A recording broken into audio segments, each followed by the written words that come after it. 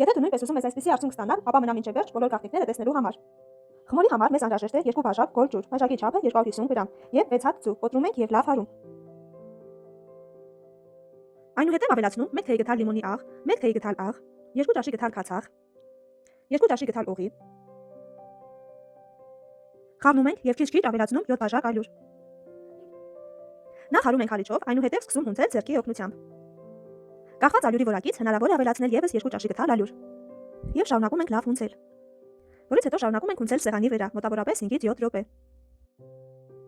Հունցելուց հետո խմորը սկսում ենք բաժանել 8 հավասար մասերի։ Խմորը գտելիս պետք է այսպես լավ տակոտկեն լինի։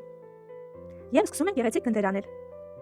Գնդելուց հետո սուտերի վրա ալյուր ենք ցանում եւ գնդերը շարում վրան, ծածկում պոլիէթիլենային տոպրակով եւ խոհանոցային սրբիչով։ Թողնում ենք 30 րոպե հանգստանա եւ մինչ այդ պատրաստում խուսը,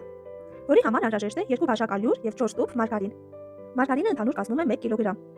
Այսպես լավ հարում ենք մինչև համասեր զանգված դառնալը եւ բաժանում 8 հավասար գնդերի։ Կես ժամ անց գնդերն արդեն հանգստացել են։ Վերջնում ենք բացում ձեռքերի օգնությամբ մի փոքր, մեջտեղում դնում խուսը եւ կրկին փակում, այնպես ինչպես ցուցադրում եմ տեսանյութում։ Բոլորը այսպես վերջացնելուց հետո ծածկում ենք եւ թողնում հանգստանա 2 ժամ։ 2 ժամ անց սկսում ենք բացել առաջին անգամ, կրկնակով, այնպես ինչպես ցուցադրում եմ հոլովակում։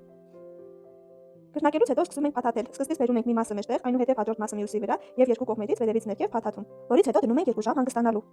2 ժամ անց կրկնակով բացում ենք երկրորդ անգամ։ Երկրորդ անգամ նույնպես կատարում ենք նույն գործողությունը։